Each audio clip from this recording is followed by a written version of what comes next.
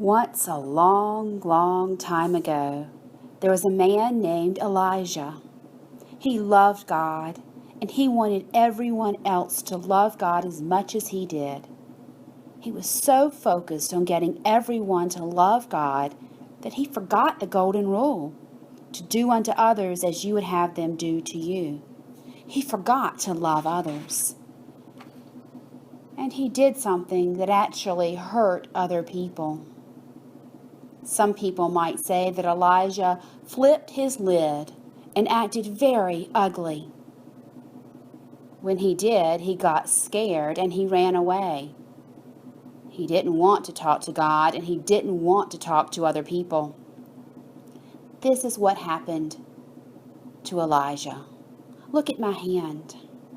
Can you do this? My thumb is down and my fingers are curled over my thumb to make a fist. This looks a little bit like our brain. My thumb is all the emotions deep in our brain. Sad, scared, overwhelmed, frustrated, even super happy.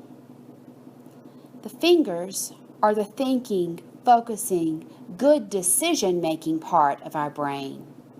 The prefrontal cortex, that part that's right over our eyebrows, where we sometimes get headaches.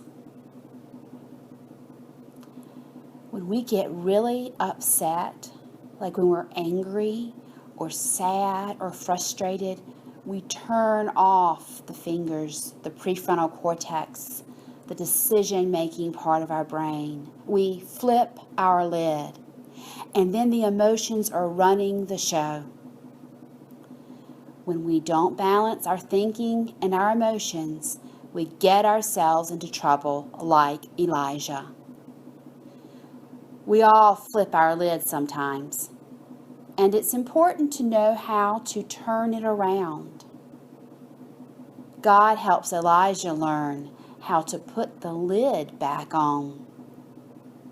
God sent an angel to him who told him to go to a place called Mount Horeb and to wait for God there. He went. He found a cave and he waited. The word of the Lord called out to him saying, "Elijah, I'm getting ready to come by. Listen for me." So Elijah started to listen.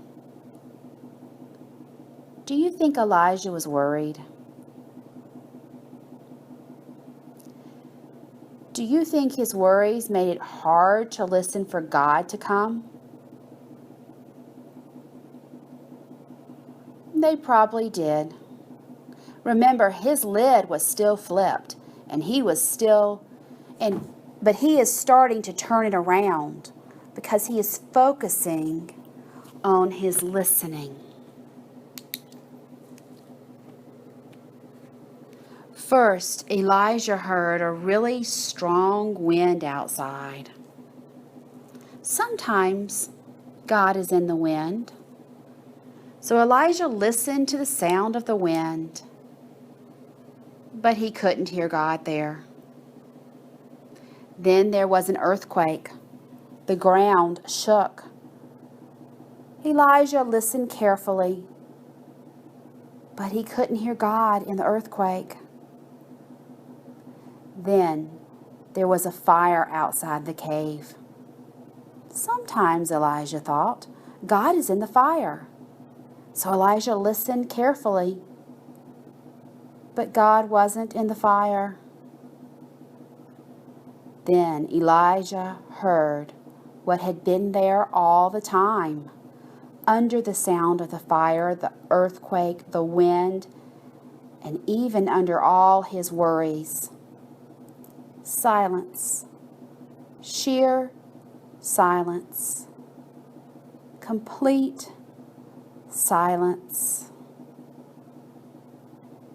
And that is where God was, in the complete silence that was always, always there. And then they talked until Elijah was ready to go back and tell more people about God. Look, the fingers are back over the thumb, just like Elijah.